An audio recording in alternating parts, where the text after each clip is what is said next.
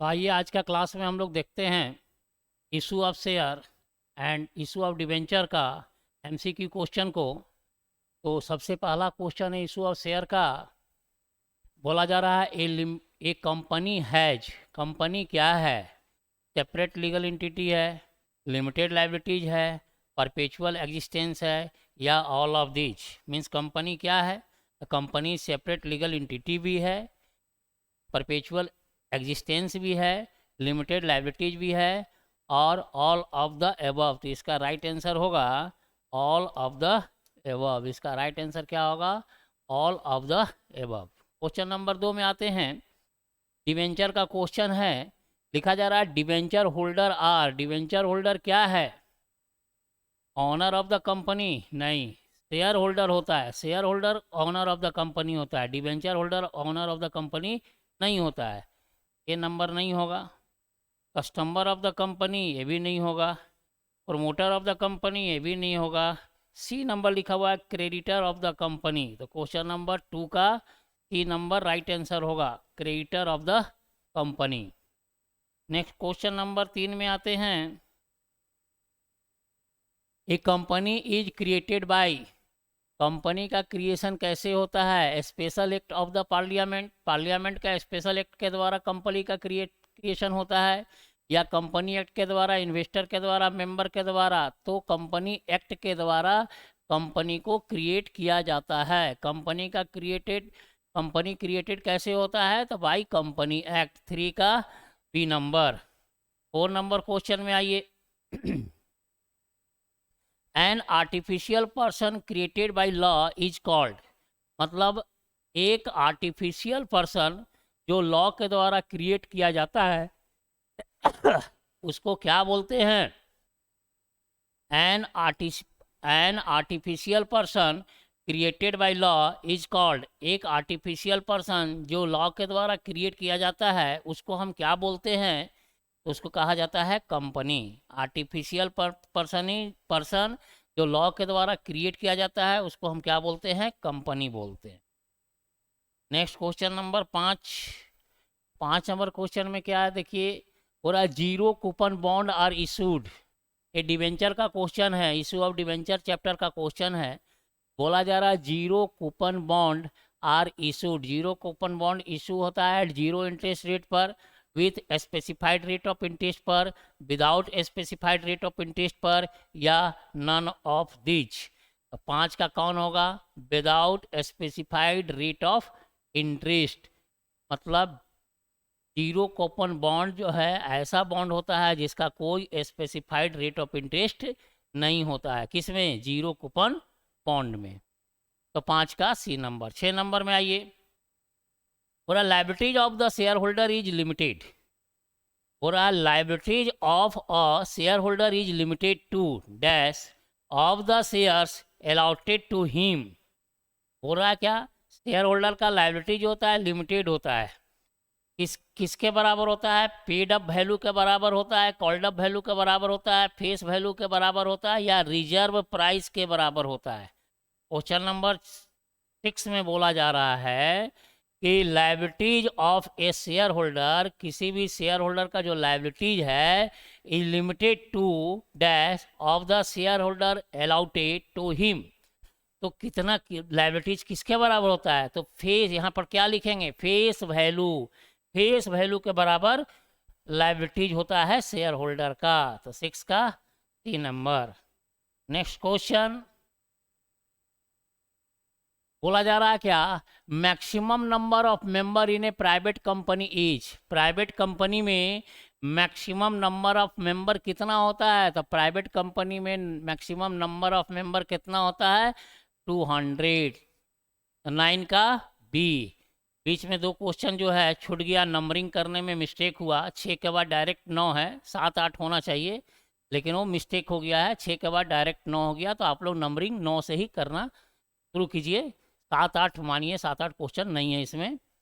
तो question number 9 में बोला जा रहा है maximum number of member in a private company is. Private company में मैक्सिमम नंबर ऑफ मेंबर कितना होता है? 200। Next, according to SEBI guideline. पूरा सेबी गाइडलाइन के अनुसार minimum subscription has been fixed at of the issue amount. पूरा SEBI guideline के हिसाब से मिनिमम सब्सक्रिप्शन कितना होना चाहिए, has been fixed at of the issue amount, कितना परसेंट होना चाहिए मिनिमम सब्सक्रिप्शन सेबी गाइडलाइन के हिसाब से। तो आपका 25%, 50%, 100% या 90%, तो 90% होना चाहिए। क्वेश्चन नंबर 10 का सी नंबर कितना होना चाहिए, 90%। नेक्स्ट क्वेश्चन नंबर 11 में आते हैं। क्वेश्चन नंबर 11 बोल रहा share application account is the nature of. Share application account किस प्रकार का अकाउंट है, real account, personal account, nominal account, none of the above. Personal account होता है। शेयर एप्लीकेशन अकाउंट कौन अकाउंट है, पर्सनल अकाउंट है। 12 नंबर क्वेश्चन बोल रहा as per SEBI guidelines application money should not be less than dash of the issue of price of each share. Application money कितना होना चाहिए, बोल रहा as per SEBI guideline. SEBI का गाइडलाइन है, सेबी का गाइडलाइन के अनुसार application money should not be less than, application money कम नहीं होना चाहिए of the issue price of इस शेयर। प्रत्येक शेयर का जो इशू प्राइस है उससे कितना, पूरा नॉट लेस देन, उतना से कम नहीं होना चाहिए। तो इशू प्राइस से 10% से कम नहीं होना चाहिए। मान लीजिए इशू प्राइस 100 रुपया है, मान लीजिए इशू प्राइस 100 रुपया, तो 100 रुपया का 10% से कम नहीं होना चाहिए, 15% से कम नहीं होना चाहिए, 25% से कम नहीं होना चाहिए, या 50% से कम नहीं होना चाहिए। तो यहाँ पर कहा जा रहा है क्या, इसका आंसर होगा 25% से कम नहीं होना चाहिए। मीन्स सेबी गाइडलाइन के अनुसार as per SEBI guidelines application money should not be less than, और एप्लीकेशन मनी कम नहीं होना चाहिए। किससे कम नहीं होना चाहिए, of the issue price of each share. प्रत्येक शेयर का जो इशू प्राइस है उसका 25% से कम नहीं होना चाहिए। नेक्स्ट क्वेश्चन आते हैं, क्वेश्चन नंबर 13 में कहा जा रहा maximum limit of A premium of share is. Premium का मैक्सिमम लिमिट क्या है, नो लिमिट, कोई लिमिट नहीं होता है प्रीमियम पर। बोल रहा maximum limit of premium on share. Share को जब इशू करेंगे तो इशू करते समय प्रीमियम का कोई लिमिट नहीं होता है, नो लिमिट। 13 का C number, no limit. 14 number बोल रहा है क्या, ऑन लिक्विडेशन ऑफ कंपनी, जब कंपनी का समापन होता है। ऑन लिक्विडेशन ऑफ कंपनी, जब कंपनी का समापन होता है, पूरा principal amount of debenture is return. Principal amount of debenture, ये डिवेंचर का क्वेश्चन है। जब कंपनी का लिक्विडेशन होता है, मीन्स समापन होता है, तो principal amount of debenture is return at first of all, before equity capital, last of all, या after equity capital. Question number 14 में before equity capital, equity capital को पेमेंट करने के पहले प्रिंसिपल अमाउंट को, डिवेंचर का प्रिंसिपल अमाउंट को return कर दिया जाता है। कब, before equity capital, equity capital का पेमेंट करने के पहले। क्वेश्चन नंबर 15 नंबर क्वेश्चन बोल रहा forfeiture share results in the reduction of, forfeiture of share, share का जो फॉरफीचर्स होता है तो उसका result in the reduction of, किस, उसका रिजल्ट जो होता है किस चीज़ को रिडक्शन करता है, सब्सक्राइब्ड कैपिटल को, रिजर्व कैपिटल को, ऑथराइज्ड कैपिटल को, या फिक्स्ड एसेट्स को। क्वेश्चन नंबर 15 में सब्सक्राइब्ड कैपिटल को, 15 का A number. Which of the following items is not part of the subscribed capital, इसमें से कौन सब्सक्राइब्ड कैपिटल का पार्ट नहीं है। क्वेश्चन नंबर 16 में कौन सब्सक्राइब्ड कैपिटल का पार्ट नहीं है। इक्विटी शेयर सब्सक्राइब्ड कैपिटल का पार्ट है, ये भी पार्ट है, ये भी पार्ट है, तो कौन नहीं है, फॉरफिटेड शेयर सब्सक्राइब्ड कैपिटल का पार्ट नहीं है। लिखा हुआ है not a part of subscribed capital, इसमें से कौन सब्सक्राइब्ड कैपिटल का पार्ट नहीं है, तो फॉरफिटेड शेयर। क्वेश्चन नंबर 16 का 3 नंबर। 17 नंबर में आइए, क्वेश्चन नंबर 17 में क्या बोला जा रहा है, 400 शेयर है, 10 रुपया करके इशू हुआ है। 400 share of ₹10 issued at premium, 3 रुपया प्रीमियम है, 10 रुपया, एक शेयर का दाम 10 रुपया है। एक शेयर का दाम कितना है, 10 रुपया, 3 रुपया प्रीमियम है। Full amount has been called, पूरा कॉल हो गया। ₹8 पैसा रिसीव कर लिया जिसमें प्रीमियम भी शामिल है, और फॉरफिटेड किया जाएगा। The forfeiture account should be credited with, तो फॉरफीचर का अकाउंट में कितना अमाउंट को लिखा जाएगा, मीन्स फॉरफिटेड अमाउंट कितना होगा ये बताने बोल रहा है। आप जैसा जानते हैं कि प्रीमियम का पैसा को फॉरफिट नहीं किया जाता है, तो प्रीमियम का पैसा अगर रिसीव किया है तो उसको फॉरफिट नहीं किया जाता है। तो ₹10 तक कॉल तो हुआ, ₹10 एक शेयर का दाम है, ₹3 प्रीमियम, ₹10 शेयर का दाम, 3 प्रीमियम, टोटल 13 हुआ। बोल रहा क्या full amount has been called, पूरा कॉल हो चुका। बोल रहा ₹8 रिसीव किया, बोल रहा ₹8 हैव बीन रिसीव्ड, ₹8 रिसीव हो गया जिसमें प्रीमियम शामिल है। तो 8 में कितना प्रीमियम शामिल है, 3, तो 8 में 3 प्रीमियम हटा दीजिए तो कितना रिसीव किया, रिसीव कितना किया, 8 में से ₹3 प्रीमियम हटा दिए तो ₹5 रिसीव किया। और जो पैसा रिसीव कर लेते हैं उसको फॉरफिट करते हैं, तो कितना शेयर का पैसा रिसीव किया, 400 शेयर का, तो 400 से इसको मल्टीप्लाई कर दीजिए, ये ₹2000 फॉरफिटेड अमाउंट आया, मीन्स बी नंबर आंसर सही होगा। क्वेश्चन नंबर 17 का बी। 18 नंबर क्वेश्चन में आइए क्या है, एक company forfeited 700 share of ₹10 each. हो रहा है क्या, ये लिमिटेड कंपनी का फॉरफिटेड करना है कितना शेयर, 700 शेयर को फॉरफिट करना है, ₹10 एक शेयर का दाम है, ₹5 पेड हुआ है, on which only ₹5 paid, of these ₹5 he paid हुआ है। 200 शेयर वेयर रीशूड, ₹9 के रेट से 200 शेयर को रीशू किया गया। अमाउंट और amount from the share forfeited account to capital reserve account will be transfer to, forfeited से कैपिटल रिजर्व में कितना ट्रांसफर किया जाएगा वो बताने बोल रहा। तो यहाँ समझिए फॉरफिटेड में कितना, पहले फॉरफिटेड अमाउंट निकालते हैं। 700 शेयर है, ₹10 तक था, ₹5 पेड हुआ, तो 700 शेयर का 5 का रेट से कितना पेड हुआ, 3500, तो 3500 फॉरफिटेड अमाउंट आया, ये फॉरफिटेड अमाउंट 3500 आया। लेकिन उसमें से पूरा 700 शेयर को रीशू नहीं किया, मात्र 200 शेयर को रीशू किया। तो 200 शेयर को रीशू किया, क्या रेट से रीशू किया, 9 का रेट से, तो 9 का रेट से 1800 में बेचा, 9 का रेट से बेचा तो कितना में बेचा, 1800 में। लेकिन अगर इस शेयर का दाम तो 10 था, अगर 10 का रेट से बेचता तो हम क्या एंट्री करते, तो अगर 10 का रेट से बेचता तो हम एंट्री क्या करते, तो एंट्री करते हैं शेयर, अगर 10 का रेट से बेचता तो हम क्या एंट्री करते हैं, bank account debit, share forfeited account debit, और 2 शेयर कैपिटल अकाउंट। 10 का रेट से 200 शेयर को बेचता तो 2000 में बेचता, लेकिन बेचा कितना में, 1800 में, तो 200 मेकअप करेंगे।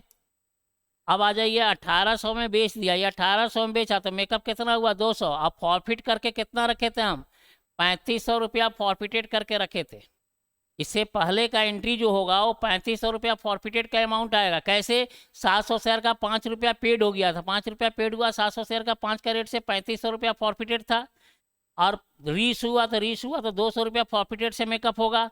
और इसके बाद जो पैसा बचेगा वो पैसा कहाँ जाएगा, तो शेयर फॉरफिटेड अकाउंट डेबिट, और 2 कैपिटल रिजर्व, पैसा कैपिटल रिजर्व में ट्रांसफर होगा। तो पूछा जा रहा है कि कैपिटल रिजर्व में कितना ट्रांसफर होगा, ये चीज़ पूछा जा रहा है। तो देखिए कैपिटल रिजर्व में कितना ट्रांसफर होगा उसको समझिए, इसको हम इरेज करते हैं।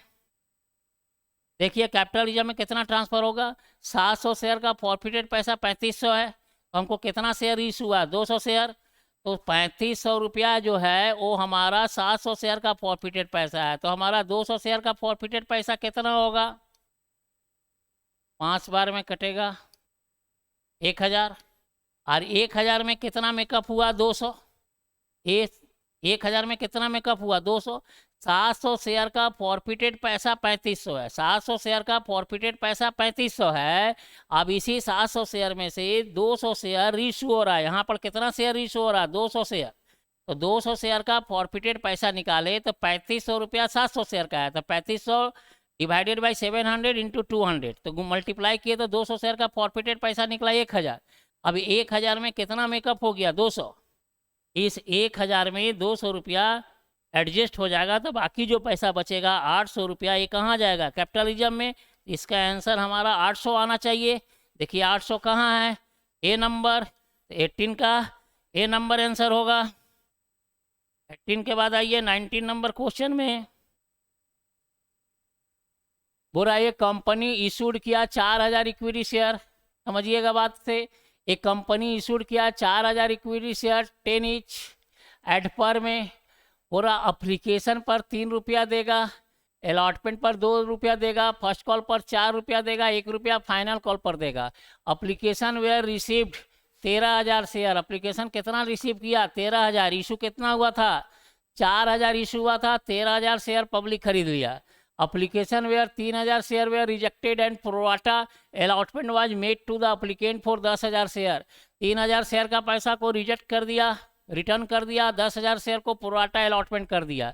बोला how much amount will be received in cash on first call. बोला फर्स्ट कॉल में कितना पैसा रिसीव करेगा cash. Excess application money is adjusted towards amount due on allotment and call. Excess पैसा को कहाँ एडजस्ट करना है? अलॉटमेंट में और कॉल में एक्सेस पैसा को एडजस्ट करना है। तो थोड़ा सा क्वेश्चन को हम अरेंज करते हैं। देखिए 4,000 इक्विटी शेयर है at the rate of rupees, क्या रेट है? 10 ईच। पेमेंट कैसे कैसे करना है? तो पेमेंट के बारे में बोल रहा है 3 रुपया अप्लीकेशन पर, 2 रुपया अलॉटमेंट पर। 2 रुपया अलॉटमेंट पर है और फर्स्ट कॉल पर 4 रुपया है। 4 रुपया फर्स्ट कॉल है और इसके बाद 1 रुपया फाइनल कॉल है। टोटल 10 हुआ। हो रहा क्या यहाँ पर? 13,000 शेयर अप्लाइड और 10,000 शेयर अलॉटेड।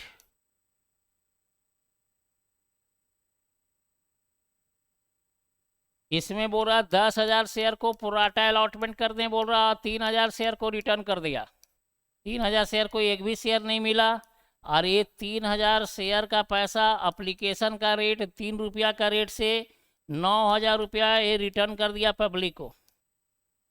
ये 3 रुपया अप्लीकेशन का रेट से 3,000 शेयर जो खरीदा था उसको एक भी शेयर नहीं मिला। 3,000 शेयर का 3 रुपया अप्लीकेशन का रेट से 9,000 रुपया रिटर्न कर दिया पब्लिक को।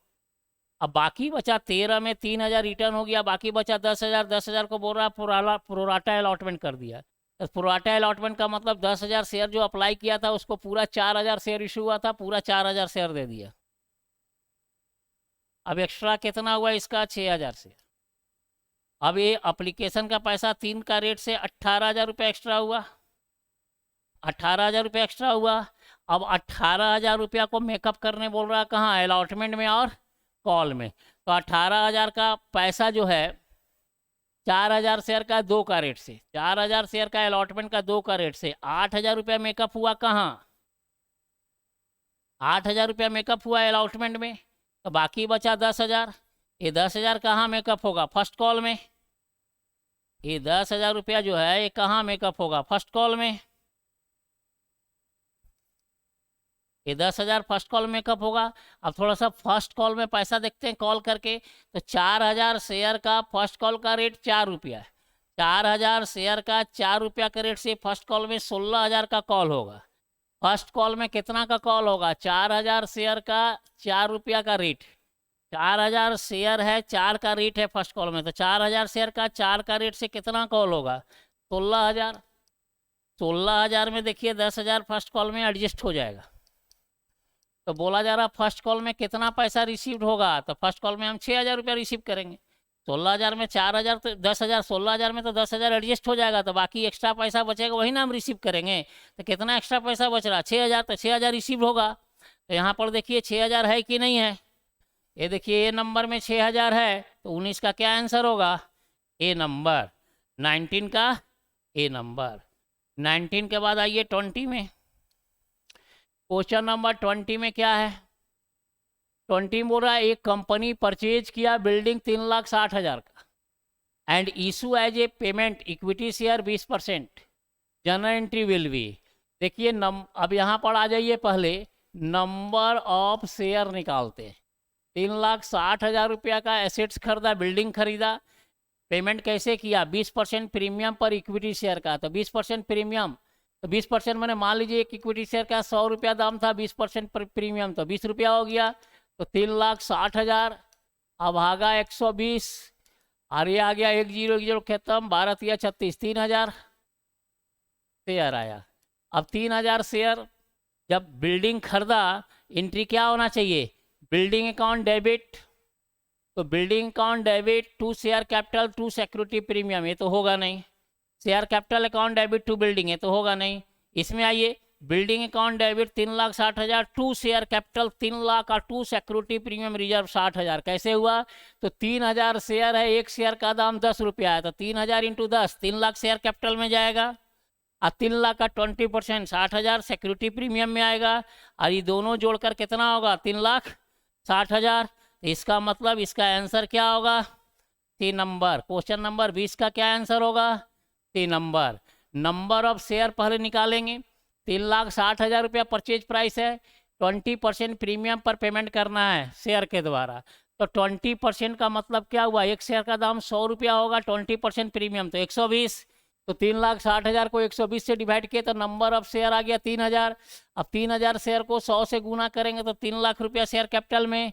3000 शेयर का 20 का रेट से प्रीमियम है, तो 3000 शेयर का 20 का रेट से 60,000 प्रीमियम में, और दोनों मिलाकर 3,60,000 का हमने क्या खरीदा, बिल्डिंग खरीदा, तो बिल्डिंग अकाउंट डेबिट।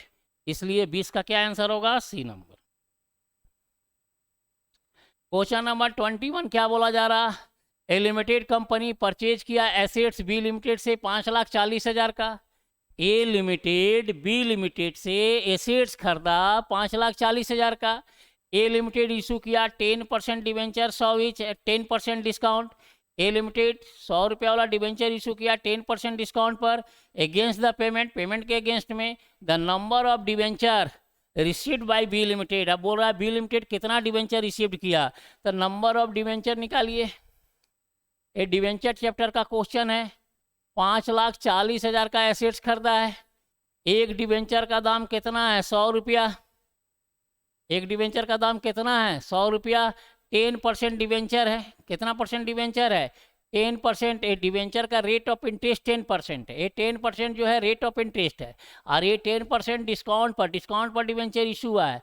एक डिवेंचर का दाम 100 रुपया है, 100 का एक डिवेंचर का दाम कितना है, एक डिवेंचर का दाम 100 रुपया है, 10% डिस्काउंट, तो 5,40,000 आर बटा 90, 1010 कैंसिल, 9 छक 54, 6,000। कितना डिवेंचर आया, 6,000, 10% डिवेंचर। नंबर ऑफ डिवेंचर निकल गया 6,000 डिवेंचर। तो देखिए कहीं पर 6,000 है 21 में, 6,000 डिवेंचर है कहीं पर, क्वेश्चन नंबर 29 में नहीं है। इसका मतलब आपका क्वेश्चन नंबर 21 का 54,000 नहीं होगा, 60,000 होगा नहीं, 5400 होगा नहीं, डी नंबर तब होगा, none of the above. Question number 21 में। क्वेश्चन नंबर 22 को देखिए, premium on redemption of debenture account. Premium on redemption of debenture account क्या होता है, एसेट्स होता है, एक्सपेंस होता है, इनकम होता है, लाइबिलिटीज होता है, तो लाइबिलिटीज होता है। क्वेश्चन नंबर 22 का बी नंबर, क्वेश्चन नंबर 22 का बी। क्वेश्चन नंबर 23 में बोला जा रहा है क्या, पूरा globe limited issued 20,000 9% debenture. Debenture का क्वेश्चन है, 20,000 9% डिवेंचर इशू किया 100 रुपया वाला एट 5% डिस्काउंट पर। रिडम्पशन कर रहा कैसे, 5 साल के बाद 6% प्रीमियम पर। What amount loss on issue of debenture account will be debited. तो loss on issue of debenture account कितना से डेबिट करेंगे, तो समझिए यहाँ पर क्या डेबिट होगा, कितना परसेंट का लॉस हो रहा, तो 5% डिस्काउंट, और रिडम्पशन करते समय 6% प्रीमियम भी हम दे रहे हैं। कंपनी रिडम्पशन करते समय 6% प्रीमियम पर रीपेमेंट कर रही है। रिडम्पशन का मतलब रीपेमेंट। कंपनी 6% प्रीमियम पर रिडम्पशन कर रही है और इश्यू करते समय 5% डिस्काउंट भी दे रही है, तो 6 और 5 11% का टोटल लॉस हो गया। तो loss on issue of debenture equal to कितना होगा, 5% और 6% 11% का लॉस हुआ। 20,000 डिवेंचर है 100 रुपया वाला, तो 20,000 100 रुपया वाला डिवेंचर है, तो 20 लाख। और कितना परसेंट लॉस हुआ, 11%। तो 11% कैसे है, 5% डिस्काउंट का लॉस और 6% रीपेमेंट करते समय प्रीमियम देंगे, तो 6 5 11% का लॉस, तो 11 दूनी 22, 11 दूनी 22 पर 4 जीरो, 2,20,000 रुपया का लॉस हो रहा। देखिए 2,20,000 रुपया डी नंबर में है। क्वेश्चन नंबर 23 का आंसर क्या होगा? D number. 24 में आइए, पूरा interest on debenture issued as a collateral securities is paid on. जब हम कोलेट्रल सिक्योरिटीज पर डिवेंचर इशू करेंगे तो बोला interest on debenture issued as collateral security, जब डिवेंचर को हम कोलेट्रल सिक्योरिटी पर इशू करेंगे तो उसका इंटरेस्ट हम पेड करेंगे। कैसे? नॉमिनल वैल्यू ऑफ डिवेंचर नहीं, ये तो हम कोलेट्रल सिक्योरिटीज के रूप में डिवेंचर को इशू किए हैं, तो डिवेंचर का रेट ऑफ इंटरेस्ट पर तो पेमेंट होगा नहीं। लोन जो हम लेंगे, लोन का जो इंटरेस्ट, मतलब कोलेट्रल सिक्योरिटीज के रूप में डिवेंचर को हम मॉर्गेज रख दिए, और मॉर्गेज रखने के बाद जो हम लोन लेंगे कंपनी से या किसी बैंक से जो लोन लेंगे, तो लोन लेने का जो रेट ऑफ इंटरेस्ट होगा उसी रेट ऑफ इंटरेस्ट से हम इंटरेस्ट पेमेंट करेंगे। लेकिन यहाँ कहा जा रहा interest on debenture issued as collateral securities is paid on. Interest कैसे पेड करेंगे? नॉमिनल वैल्यू ऑफ डिवेंचर पर नहीं, फेस वैल्यू ऑफ डिवेंचर पर नहीं, paid on paid up value of debenture पर नहीं, नो इंटरेस्ट इज पेड, कोई interest payment नहीं होगा, क्योंकि हम डिवेंचर इशू किए हैं कोलेट्रल सिक्योरिटीज के रूप में। तो डिवेंचर जो हम इशू किए हैं कोलेट्रल सिक्योरिटीज के रूप में, तो जो हम लोन लिए हैं तो लोन का जो रेट ऑफ इंटरेस्ट होगा उस रेट ऑफ इंटरेस्ट पर इंटरेस्ट पेमेंट होगा, डिवेंचर का रेट ऑफ इंटरेस्ट पर इंटरेस्ट पेमेंट नहीं होगा, इसलिए लिखा हुआ है no interest is paid. Question number 24 का बी नंबर। क्वेश्चन नंबर 25 में आते हैं। Issued 4,012% debenture. कितना डिवेंचर इशू हुआ है? 4,012% डिवेंचर इशू हुआ है, 100 रुपया वाला, 4% प्रीमियम है, रिडम्शन हो रहा है 10% प्रीमियम पर। In such case loss on issue of debenture debited. अब यहाँ पर लॉस कितना हो रहा है देखिए, तो लॉस जो हम रिडम्शन करेंगे 10% प्रीमियम पर इशू किए हैं, देखिए यहाँ पर 4,000 डिवेंचर है 100 रुपया वाला, एट ए प्रीमियम 4%, 4% प्रीमियम पर हम क्या किए हैं? इशू किए हैं। रिडम्शन कैसे कर रहे हैं? 10% प्रीमियम पर। तो प्रीमियम पर जो हम कंपनी को रिडम्शन करेंगे मीन्स रिपेमेंट करेंगे, कंपनी जो है, कंपनी डिवेंचर होल्डर को प्रीमियम पर जितना पैसा रिडम्शन करेगी उस प्रीमियम का अमाउंट कंपनी के लिए लॉस कहलाएगा। तो कितना डिवेंचर है? 4,000 डिवेंचर 100 रुपया वाला है, तो 4,000 डिवेंचर इंटू 100, 4 लाख, और 10% प्रीमियम पर पेमेंट कर रही है, तो 10% लॉस हुआ, 1010 कैंसिल, आ गया 40,000, तो 40,000 का लॉस डेबिट होगा। तो देखिए 40,000 का यहाँ पर है, loss on issue will be debited by 40,000। तो क्वेश्चन नंबर 25 का कितना होगा? 3 नंबर आंसर सही आंसर होगा। इस प्रकार से इशू ऑफ डिवेंचर और इशू ऑफ शेयर का MCQ क्वेश्चन समाप्त होता है एक क्लास में। फिर मैनेजमेंट का सारा MCQ क्वेश्चन को सॉल्व कर दिया जाएगा। तो थैंक यू।